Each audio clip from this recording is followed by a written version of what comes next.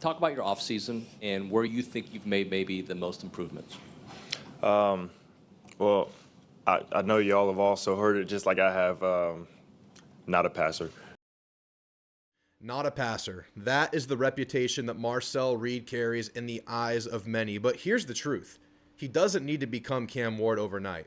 What Marcel Reed needs is that natural year two progression you often see in starting quarterbacks. He's older, he's more mature, he's a college junior, he's got better separation in the receiver room, a veteran offensive line, and one of the best running back tandems in the country. Marcel Reed enters his junior year as the unquestioned quarterback one at Texas A&M.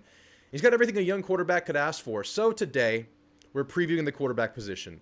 What Marcel has to improve on, what a ceiling A&M offense might look like with him at the helm, and where he ranks in the SEC quarterback hierarchy, because I believe that A&M might have the quarterback advantage in more games than you would think in this 2025 season. And of course, we're going to have to talk about the backups, because at A&M, when's the last time we got through a year without seeing the backup quarterback for significant stretches?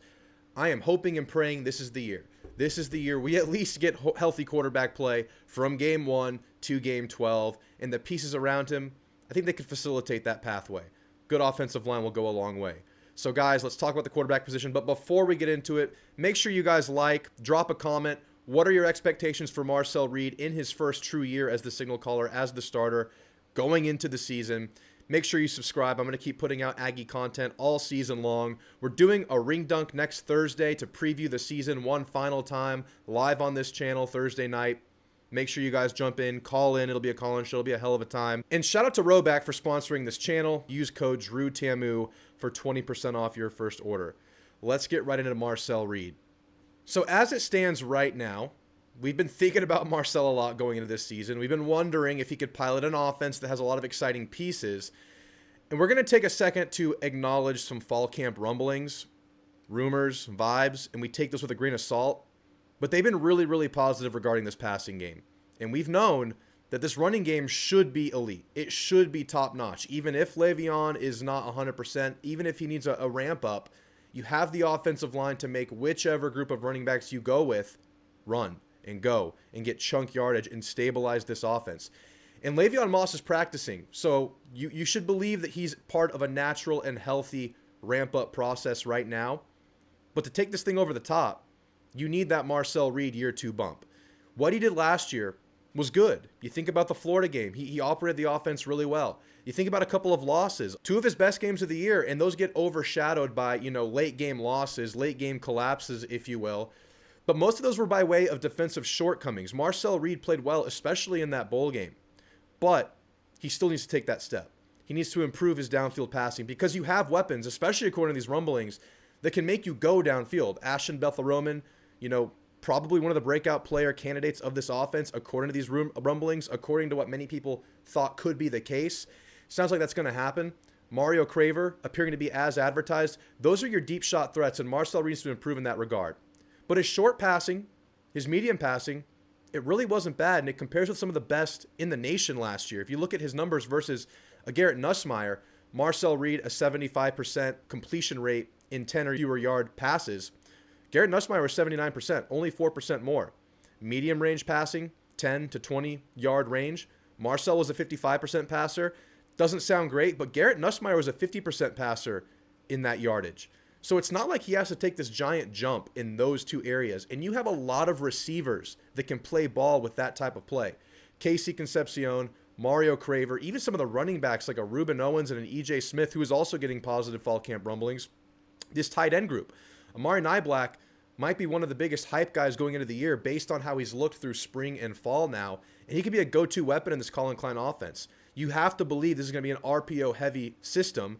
And Marcel Reed was fine with that last year. He was good in the short yardage, the crossing routes, the quick outs, the shorts of the screen game.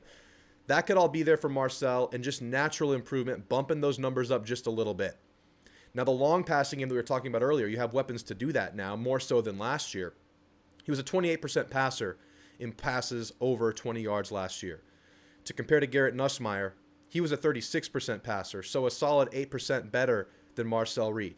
That's where we have to see the passing improvement really, is just that long passing accuracy. Oftentimes, missing safeties that are helping over the middle, just sailing balls, maybe timing off on some of those balls. But I think there's reason to believe that you're going to get around an 8% improvement in that regard, and you're going to get better separation this year. I'm damn near ready to guarantee it, as I'm sure most of you are too. So we're just kind of talking about Marcel, and I drew the comparison that he doesn't have to be Cam Ward last year.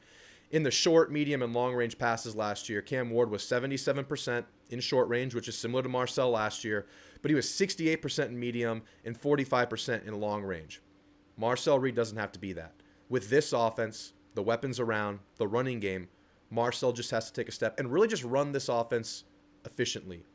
Get the ball into playmakers' hands, because this really is a high floor offense as long as you're relatively healthy, right? You have playmakers around.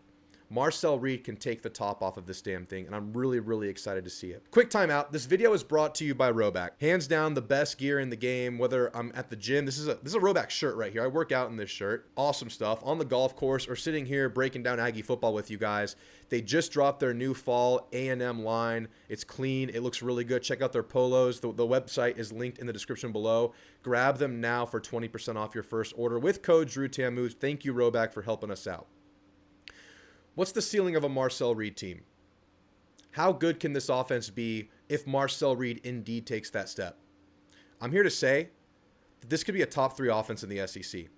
This thing has all the makings of an absolutely elite offense. Where are the holes? You comment below. If there's a Longhorn in here, a LSU Tiger in the chat, comment below where the holes in this offense are. The only one you're going to mention is Marcel Reed not being a passer. So if Marcel Reed takes that step, this offense could be dropping dimes and scoring in bunches and dropping like 70 points against UTSA. That's an exaggeration. But this offense could be so damn good. We talked about all the pieces. We talked about this running game. I mean, this offense could have the luxury, and Theo Mellon-Orstrom just talked about this, of slowing things down, being a ground and pound team, running that gap scheme that Le'Veon Moss and Colin Klein love to run, that this, newer lightweight look offensive line could be really, really good. And I say it's lost weight. This offensive line has dropped some pounds in the interior players, and that is to facilitate an elite gap scheme running attack where players are pulling, 2 players or more pulling on plays, pin and pull, guard tackle pull, all kinds of plays, power. I mean, there's so many things you can do with this running attack. So that'll be your stabilizing force, and you can just go in that mode if you have to. But what if A&M sees windows? What if A&M thinks they have some mismatches outside? Something you didn't see that much outside of Noah Thomas's size at times. Last year, you didn't have those mismatches. This year, you have speed.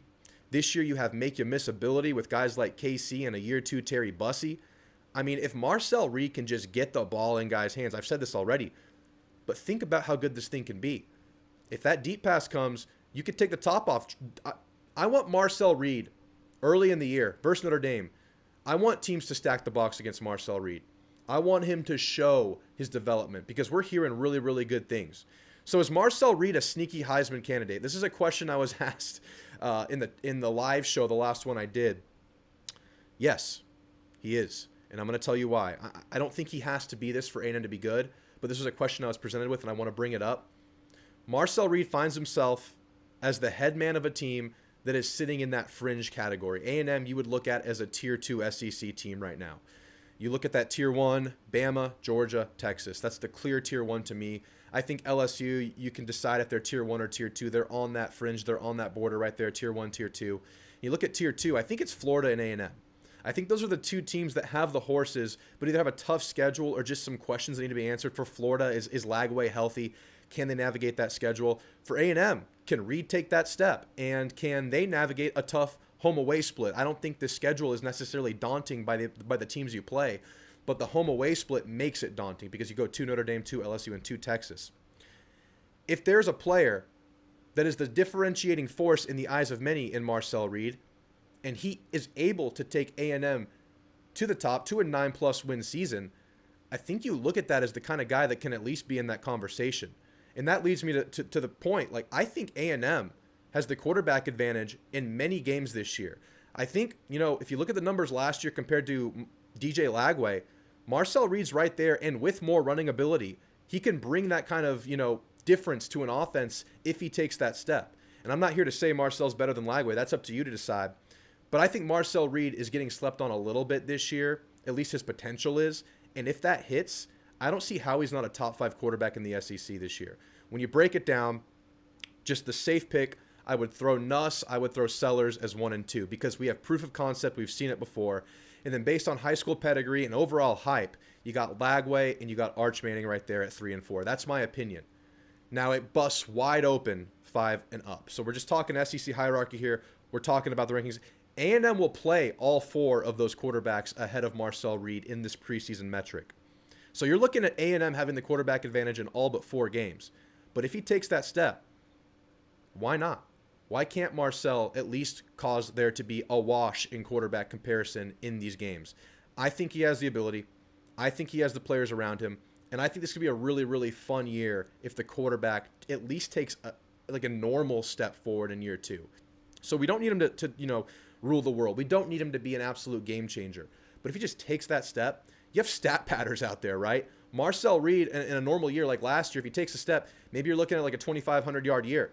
But with the yak ability of some players on this offense, you could be looking at 3,000 yards passing plus. You could be looking at 800 yards plus rushing. You could be looking at like 35-plus touchdowns potentially. It could be a really fun year. So I want to end this by talking about the backup situation. And we have some exciting pieces. One with a lot of experience in Jacob Zeno. One with a lot of raw ability in Miles O'Neal.